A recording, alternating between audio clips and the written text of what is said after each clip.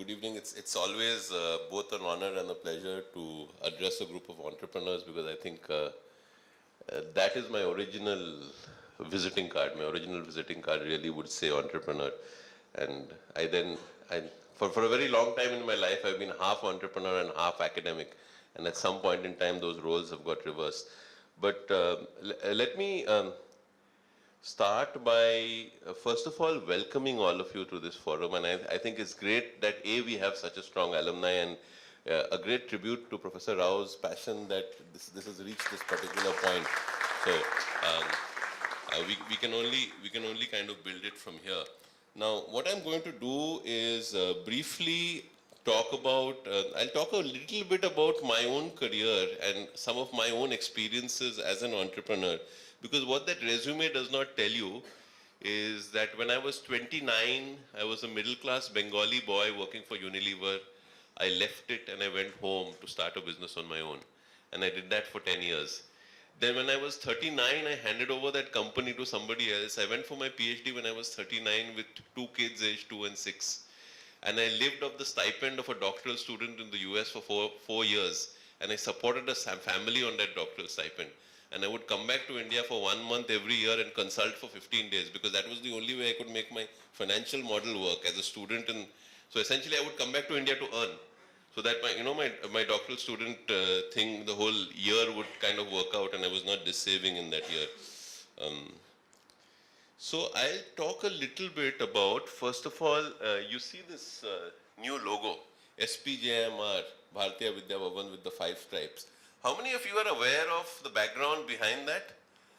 The new logo? Okay. So let me talk first about that.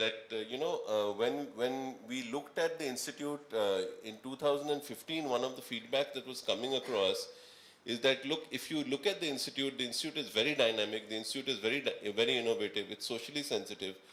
But if you look at our students, and you will not disagree with this, that our students are very smart, they're very innovative, all of that. I mean, we have a vested interest in agreeing with that.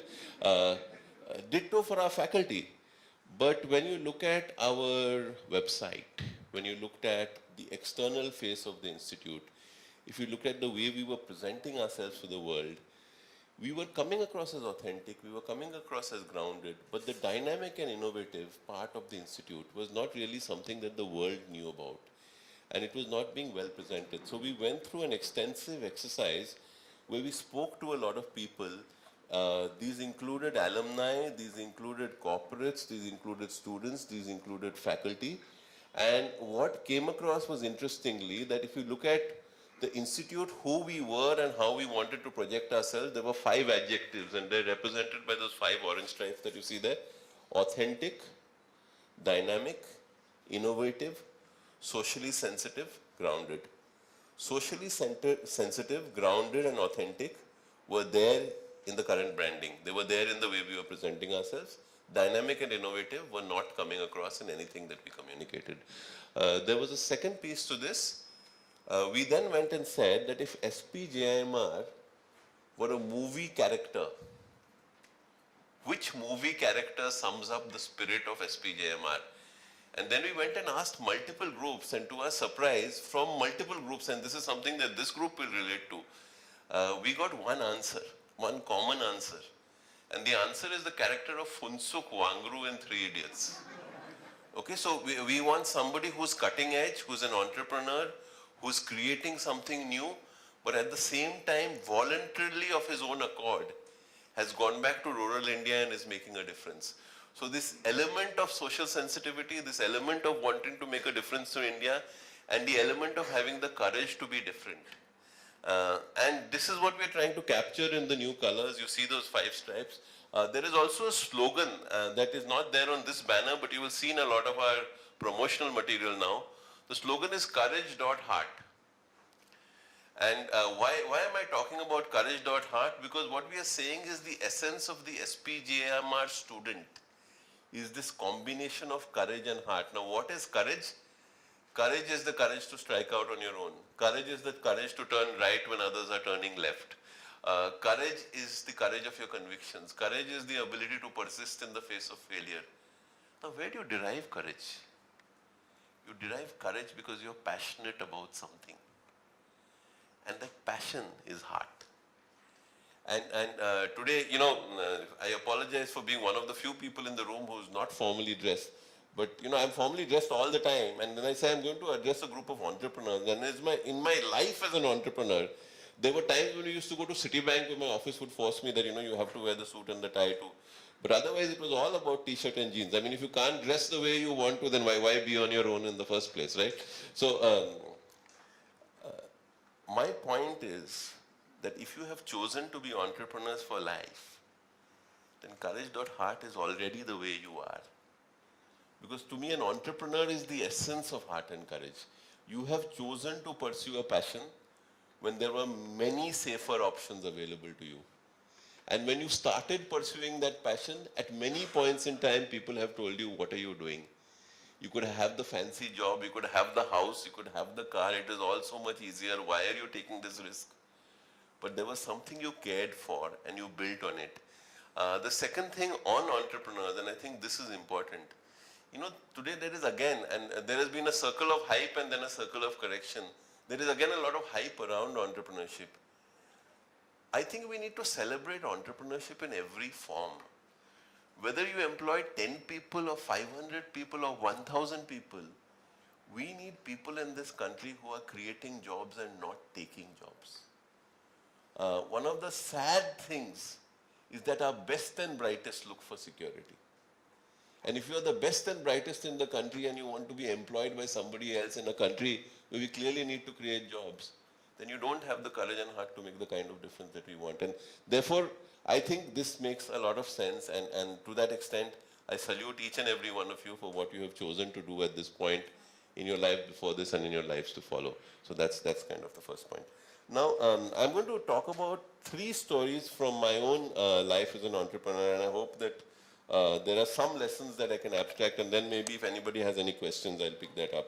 So, little bit about background. I left Unilever with this conviction that I could build a training and consulting business on my own.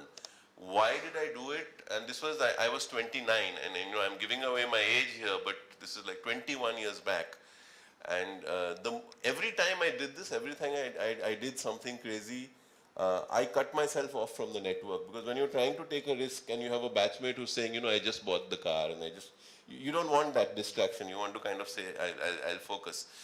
And what had I seen? I had just seen this opportunity that in the training field, there were a lot of these very generic kind of workshops, and people used to go to programs, and programs were effectively, and this is not fully changed, were glorified paid holidays. If you really went to companies and said, look, I'm not going to tell you what I'll do for you, but I'm going to tell you that I'm going to invest my time on my account to understand your business. I will tailor a program for you. And when the action plan for that program is being decided, I will insist that your top management sits, because that's the way you're going to get business benefit. This was the idea. It was as simple as that. And what I discovered in the first 6 months was that when you go to companies and you say, I would like to do training, they say, okay, this is my idea. They said, that sounds nice. So what's your background? So you say, IIT, IIM, Unilever, Asian Paints. So you have all the labels. And they say, whom have you done training for before? And you look them in the eye and you say, I would like to start with you. And you realize very quickly one very interesting thing. You cannot get experience until you get experience. And when you are looking at building a business, this is very interesting, and everybody finds their own solutions. The typical solution that many people find in services is that they work for somebody else, steal some of those clients, and then start on their own. Did not want to do that. So finally, the way it happened was 2 things happened. But the first break that I got, essentially, I went to a friend of mine who was a CEO and said, I want to run communication skills for your people. He said, yeah, I don't need communication skills. I said, that's okay, I'm not going to charge you. So then I got 15 of his guys in a room, I did a workshop, and I said, I'll collect feedback. And the condition was very simple. I would run a workshop for him. I would do it for free. I would collect feedback. And if somebody is, and I will use his name as a reference. Now, when I use your name as a reference, if somebody asks you how much I charged you, this is the figure you will quote. Okay, so that's how I got my first account. Then some companies I had worked for said, do something for us, and it built on itself. And then I had a very simple model. The model was, I would do great work for somebody and I would go to that somebody and I said, are you happy? I said, yeah. Okay. Can you give me 5 references? And I would write down 5 references. For one of these people, can you make the call yourself? I say, yes. At the end of 1 year, I didn't have to get work. Work was coming. Just on this model of 5 references and conversion of 2. And then reference, so it's a pyramid model, right? Because with each reference, you take references. And slowly, if you're building an intensive model. Now, this was the first thing. The second is after 3 years, when I worked for a company, for instance, I worked with VIP all over the country, low plus at that point in time. I worked with multiple divisions. That was an account management model. As you get into a company, you get to know more people, you keep. So after doing this for around 3 years, I realized that in some of the companies I was working with, I was doing training, but there was a lot fundamentally wrong with the company.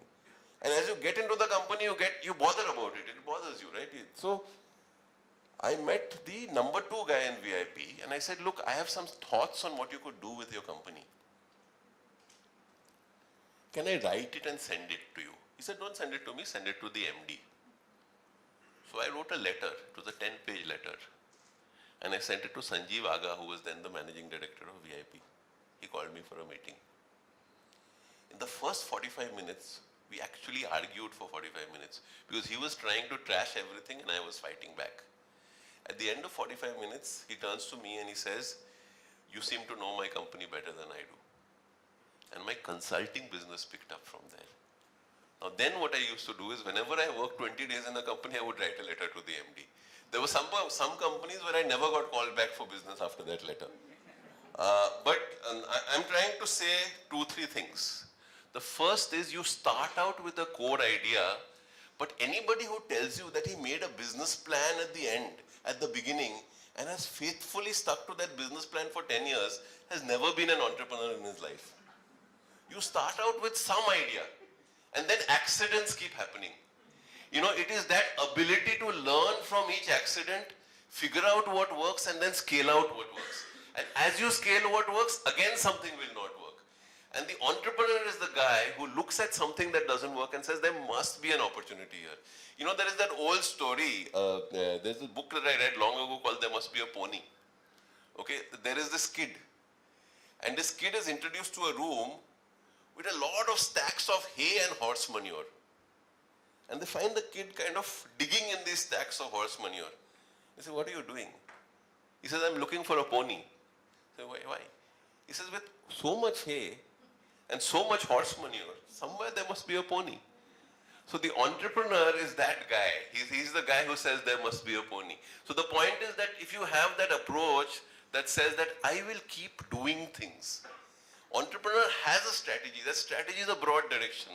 But I think what sets the entrepreneur apart is that once he has a strategy, he jumps in. He does things. And when he does things, he's really, really quick in terms of flexibility. So something works and something doesn't work. He's very quick to learn from that which works and that which doesn't work and kind of scale it. Okay, second thing, and you know, I then said I want to do work internationally. So I called up a few people and I went to Dubai. And it was literally like this. Then I went to Dubai and I met some people. And then some people introduced you to some other people. And then I was meeting this guy who was the head of one of the largest chains.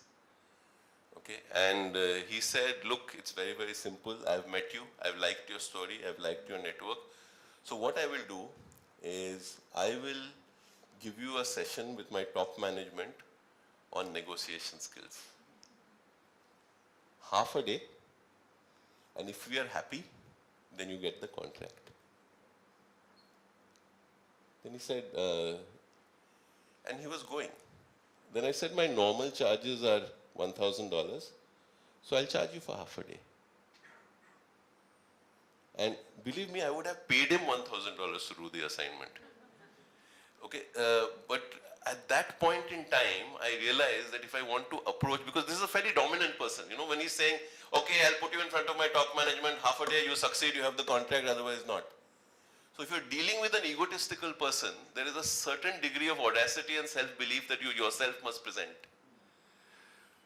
And he said, okay. And that was it. That was how my price was fixed. And remember this, I'm talking about $1,000 in Dubai in 2000, right? So the perspective of what that was and what it is today. But what I'm saying is, beyond the point, if you have a passion for what you're doing, there is a certain element of audacity bordering on arrogance that characterizes the entrepreneur. And if you don't have that at a certain point in time, it's difficult to pull off certain things. And each of these big jumps that you have comes from this deeper kind of sense of self-belief. Okay. The third thing that I would say to any group of entrepreneurs is 2 or 3 things. One is, you have to find out the way you learn, but you have to learn beyond your business. Whether you learn through coming back in terms of what we are able to give you, whether you learn through reading, but I think the world is changing very fast. And with every change in the world, the opportunity scope for the entrepreneur is changing so much. And I will give you just a very, very simple example in terms of some of the research things that we are talking about or thinking about. You know, if you look at a lot of businesses, the way businesses have been structured is they've been structured under the assumption that you do not have the right information at the right time. Healthcare is a very good example. And this is true globally, it's true in India also. If you look at health insurance, the way health insurance works is, I as a medical company or an insurance company do not know if you're healthy. The more unhealthy you are, the more premium you have to pay. The more unhealthy I am, the more is my need for insurance. Therefore, the more unhealthy I am, the greater the incentive for me to lie about my health and appear to be healthier than I am. So this whole industry is bound on this moral hazard of somebody hiding and somebody trying to find out. Now, why am I talking about this?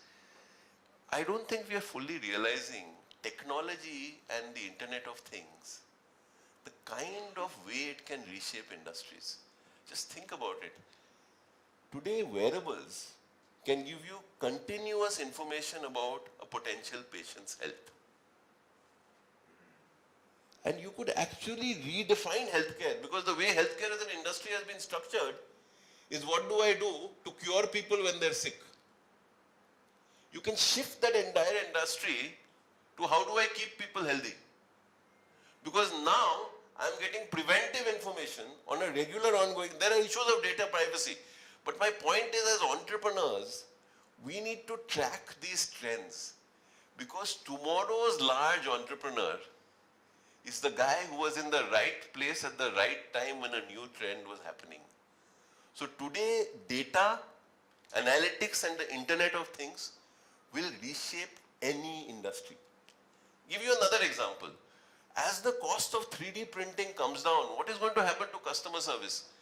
The whole assumption of customer service and inventory is that when I need a part, the part has to be ordered, the part has to be manufactured, the same supply chain that made the whole product makes the part, and then the part has that whole distribution chain to take it all the way up to the go down. Tomorrow, a part can be 3D printed locally. You are going to get a new generation of 3D printing entrepreneurs. And I'm just giving you 2 examples, but my point is that staying abreast of changes will help one to find the next best opportunity. And you have to figure out how you learn, but I think that is one of the areas where we can make a difference in terms of upgrading people, in terms of new opportunities, revising models, etc. Okay. And now finally I want to come to 2 or 3 things. One is, what is the goal of alumni activity? So the goal of alumni activity at the Institute we've defined as 2 simple things. One is, how do we make our alumni more successful? Number 2, how do we grow a brand called SPJIMR, which both of us collectively own? So what does that imply for us? I think we have to keep talking to you, because I believe education cannot be one time today. I think the model of education where you train MBAs once, and you said this is an education for the next 25 years, completely outdated. 50% of what you teach in terms of functional knowledge is outdated within 5 years. So we have to move to a continuing education model, which means we have to have conversation. What is it that we need to teach? And this could include, many of you will not be wanting to come down here for 2 days once in 6 months. How do we use online? How do we use technology? How do we use peer learning? How do we create alumni chapters in every location? How do we decentralize this activity? That to me is the first thing. The second thing is you are custodians of our brand. You must wear that brand with pride and building that brand and taking that brand, because all of us succeed if the brand grows. Secondly, how do we really create this, if I look at today in my PGDM, so we have 650 alumni here. My PGDM program has 5,000 plus alumni. My family business program has 3,000 alumni. My executive, my MBA program has 1,500 alumni. All of these are alumni in critical positions in different companies.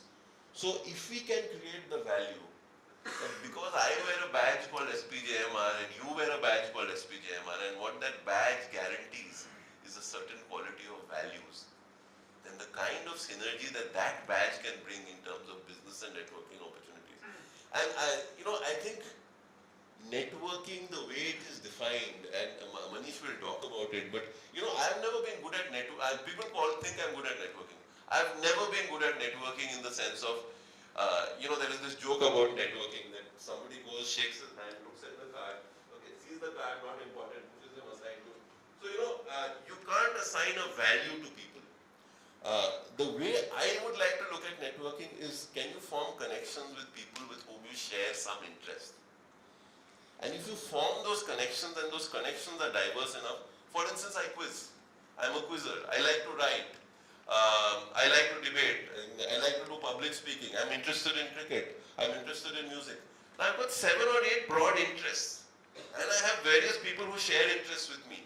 If you are able to pursue your interests and build connections with people who have common interests, often the business networking happens as a happy consequence.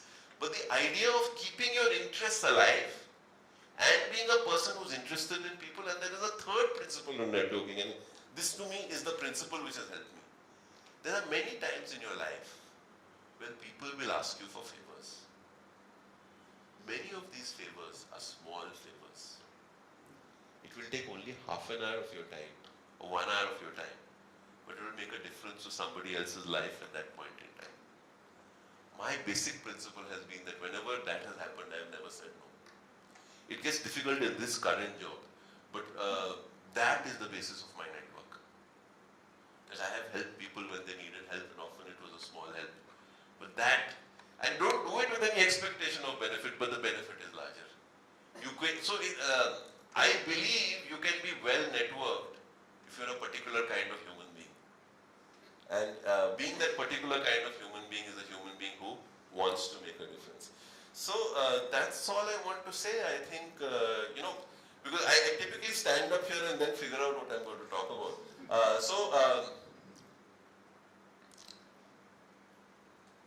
By virtue of the fact that you're already an entrepreneur, I'm envious of you. It's the best place to be.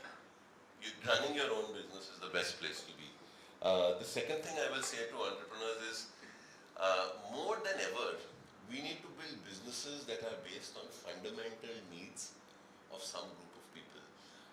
Every time there is this buzz around apps or something else, you have businesses which move away from fundamentals. And I've done a lot of research on this.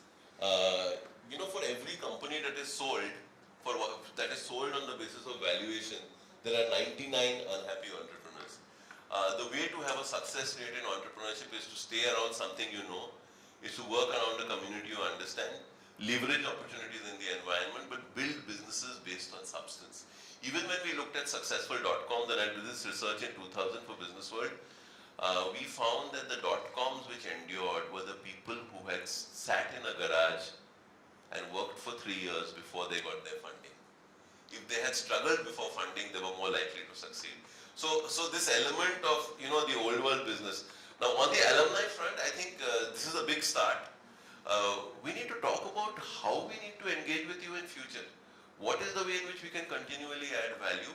And how do we work together for a common goal? And what is that common goal? How do we make our alumni more successful? Because if our alumni are successful, the brand grows and courage and heart becomes a meaningful line. Maybe I will leave you with this last little story. Some of you in the faculty have heard this story before, but I'm very keen on cricket. So there is this story of a friend of mine who went to Ricky Ponting and he said, Ricky, how do batsmen find gaps? You know, how many of you have been amateur cricketers, played some cricket at some point in time? Yeah, this is India. So, everybody at some point in time wanted to play cricket professionally. So the point is, if you are an amateur cricketer and you listen to commentary, right, they say batsman finding the gaps at will. Yeah, finding the gaps at will kya hota hai? Because if you're an amateur cricketer, you hit the ball. If it went into a gap, you ran. Right? It was as simple as that. So this friend of mine went to Ricky Ponting and he said, Ricky, how do you find the gaps? And Ricky Ponting said, good batsmen imprint the position of the fielders in their mind. Good batsmen imprint the position of the fielders. So you are seeing the fielders in your mind when you hit the shot. Great batsmen imprint the position of the gaps in their mind.